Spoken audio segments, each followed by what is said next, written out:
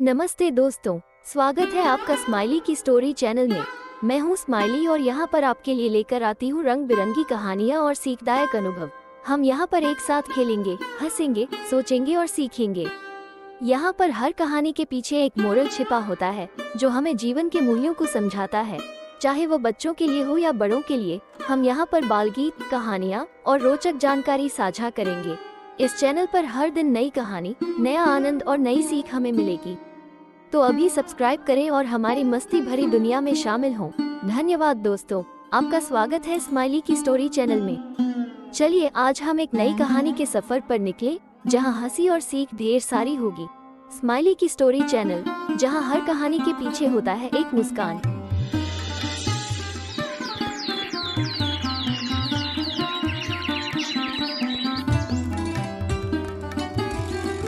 पता नहीं रोज रोज मुझे मछलियाँ कम क्यों मिलती हैं, जबकि हरिया तो रोज मुझसे ज्यादा मछलियाँ पकड़ कर लाता है। नहीं नहीं, आज मैं भी ज्यादा मछलियाँ पकड़ कर लाऊंगा, चाहे मुझे कितने भी गहरे पानी में क्यों न जाना पड़े।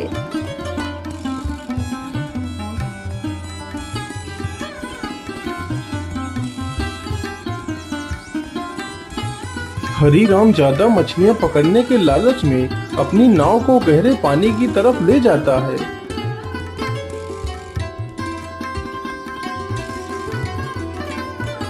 हाँ, अब मैं ज्यादा गहरे पानी में आ चुका हूँ। यहाँ पर ज्यादा मछलियाँ होनी चाहिए।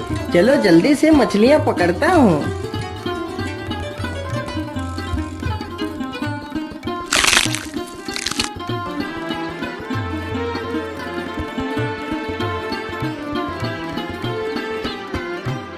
अरे वाह वाह, आज तो पहली बार मैंने इतनी सारी मछलियाँ एक बार जाल फेंकने से पकड़ी हैं। वाह वाह, आज तो मैं बाजार में ढेर सारे पैसे कमाऊंगा। हरीराम इतना कह ही रहा था कि तभी वहाँ पर एक सींग वाली मछली आ जाती है और हरीराम की नाव पर जोर से अपने सींग से वार करती है, तो हरीराम की नाव में छेद हो जाता है। बाप रे बाप, इतनी बड़ी मछली! भाग लो हरीराम, नहीं तो आज समंदर में ही तुम्हारी समाधि बन जाएगी। हरीराम जल्दी जल्दी से अपनी नाव को बाहर की ओर लाता है। बाहर लाते लाते उसकी नाव में काफी पानी भर जाता है, जिसके कारण उसकी नाव डूब जाती है। वह मुश्किल से खुद की ही जान बचा पाता है। राम राम राम राम, आज तो मरते मरते बचा, लेकिन मेरी नाव तो डूब गई है। अब मैं मछलियाँ कैसे पकड़ूंगा? ऐसे तो मैं भूखों मर जाऊंगा। नहीं नहीं, मुझे जल्दी ही एक दूसरी नाव बनानी होगी। मैं कल सुबह ही जंगल जाकर एक अच्छी सी लकड़ी ढूंढ कर लाऊंगा और अपनी नाव बनाकर मैं फिर से मछलियाँ पकड़ूंगा।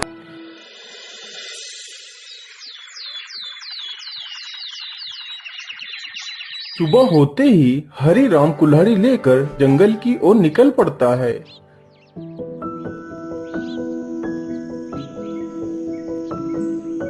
कौन सा पेड़ काटूं, कुछ समझ नहीं आ रहा। कोई पेड़ तो इतना मोटा है और कोई पेड़ तो इतना पतला है। मेरी नाव के लायक तो कोई पेड़ मुझे दिख ही नहीं रहा है। हाँ, ये पेड़ मेरी नाव के लायक है। चलो मैं इसे ही काट लेता हूँ। उसी पेड़ पर एक चिड़िया ने अंडे दिए होते हैं। हरीराम जैसे ही कुल्हाड़ी उठाकर पहला वार उस पेड़ पर करता है। अरे ये शोर कैसा? मुझे लगता है कोई मेरे इस पेड़ को काट रहा है।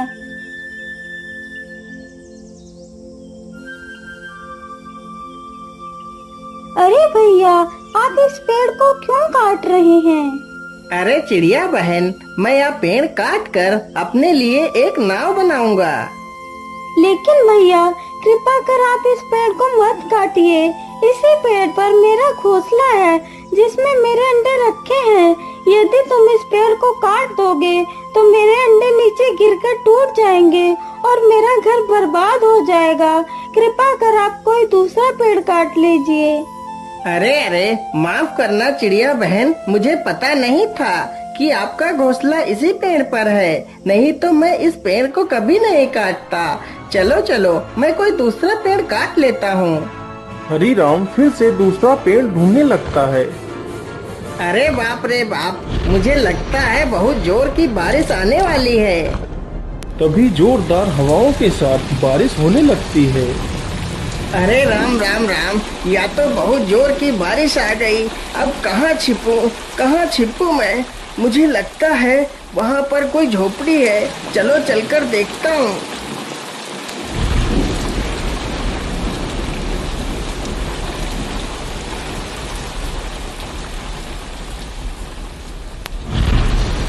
बाबा, मैं एक मछुआरा हूँ।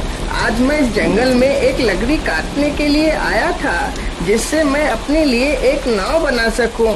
लेकिन लकड़ी तो मुझे मिली नहीं। तभी जोर जोर से बारिश होने लगी। कृपा कर मुझे आज रात भर के लिए अपनी झोपड़ी में रुक जाने दीजिए। सुबह होते ही मैं यहाँ से चला जाऊंगा। ठीक है बेटा, तुम अंदर आ जाओ। जैसे ही हरीराम अंदर जाता है तो देखता है एक बूढ़ी महिला खाना बना रही है। हरीराम चुपचाप जाता है और कोने में पड़ी एक चटाई पर लेट जाता है। तभी वह बुढ़िया उस बूढ़े व्यक्ति से कुछ कहती है। ऐसा लग रहा था जैसे कि वह दोनों हरीराम से कुछ छुपा रहे हों। अरे अरे, यह दोनों आपस में क्या बात कर रहे हैं? मुझे लगता है यह दोनों मुझसे कुछ छिपा रहे हैं। मुझे यह पता लगाना ही होगा, आखिर ये दोनों मुझसे क्या छिपा रहे हैं। हरीराम यह सब कुछ सोचने लगता है और चुपचाप सोने का नाटक करता है। अरे भाग्यवान, मुझे लगता है यह आदमी सो गया है। चलो पहले मैं जाता हूँ और फिर तुम बाद में आ जाना। ठीक है, तुम पहले चलो, मैं बाद में आती हूँ। इतना कहकर बूढ़ा व्यक्ति अपने संदूक के पास जाता है और उसमें से एक टोपी निकालता है और अपने सिर पर रख लेता है। गीली गीली छू, उड़ जा तू। इतना बोलते ही वह बूढ़ा व्यक्ति गायब हो जाता है। इसी प्रकार वह बूढ़ी महिला भी संदूक के पास जाती है और अपने सिर पर एक टोपी रख लेती है। गिले गिले छू, उड़ जा तू। इतना बोलते ही वह बूढ़ी महिला भी वहाँ से गायब हो जाती है। यह सब देखकर हरीराम सक्का बक्का रह जाता है। अरे बाप रे बाप, ये मैं क्या देख रहा हूँ? ये दोनों कहाँ चले गए? हरीराम तुरंत ही संदूक के पास जाता है। अरे ये क्या? इस संदूक में तो एक और टोपी रखी है। तो क्या इसी टोपी की मदद से ही वह दोनों गायब हो गए हैं? चलो मैं भी इस टोपी को लगाकर देखता हूँ। मैंने टोपी तो पहन ली। चलो अब जल्दी से वह मंत्र बोलता हूँ। क्या बोला था उन दोनों ने? हाँ, गिली गिली छू, उड़ जा तू। जैसे ही हरीराम यह मंत्र बोलता है वह तुरंत गायब हो जाता है और वह एक राजमहल में पहुंच जाता है। तो देखता है बूढ़ी महिला और वो बूढ़ा व्यक्ति उसी महल में बैठकर खाना खा रहे हैं। हरीराम को वहां पर देखकर दोनों हैरान रह जाते हैं। चलो चलो भाग्यवान, जल्दी से हम सारे बर्तन अपनी झोली में डालकर यहाँ से निकल लेते हैं। वह दोनों राजा के घर से सोने व चांदी के बर्तन की चोरी करके उन्हें गरीबों में बांट दिया करते थे। दोनों जल्दी से कुछ बर्तन अपनी झोली में रखते हैं और वहां से चले जाते हैं। अरे वाह, क्या बात है! चलो मैं भी जल्दी से कुछ बर्तन उठा लेता हूँ।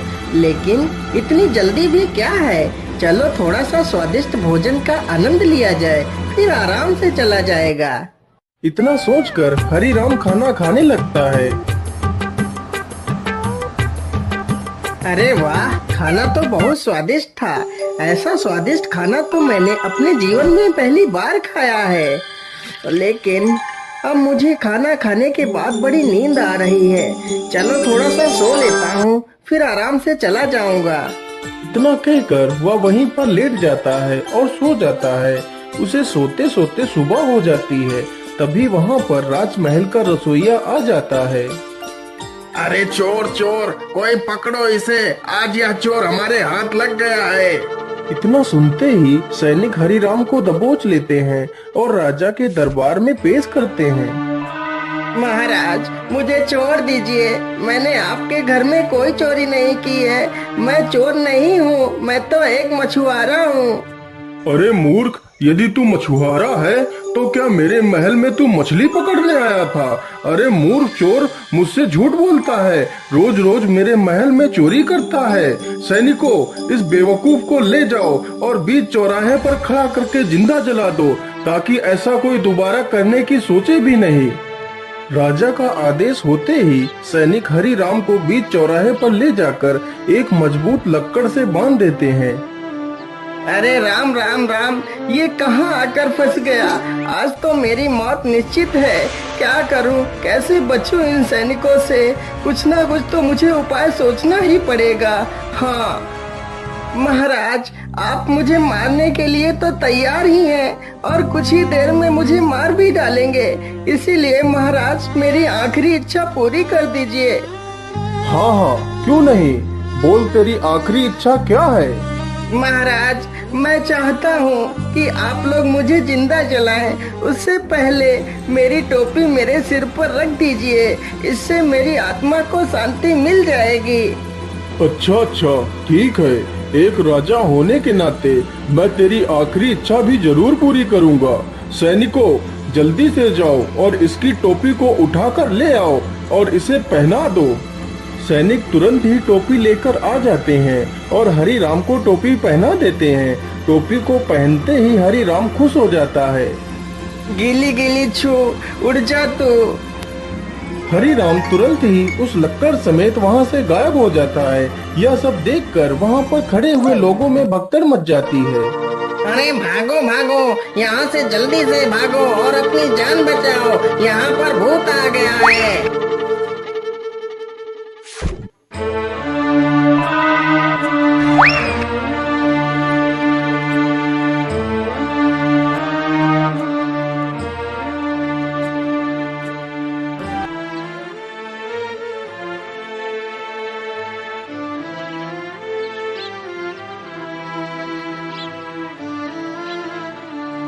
अरे ये मैं कहाँ आ गया हूँ? मुझे लगता है मैं अपने गांव वापस आ गया हूँ। अरे हरि राम भाई, आपको ये क्या हो गया? आपकी ये हालत कैसे हुई? आप तो इतने दिनों से मछलियाँ भी पकड़ने नहीं आए। अरे हरिया भाई, इतने सारे सवाल बाद में पूछ लेना, पहले मुझे इस रस्सी से खोल दो। हाँ हाँ, क्यों नहीं हरि राम भाई, मैं अभी आपको रस्सी से खोल देता हूँ।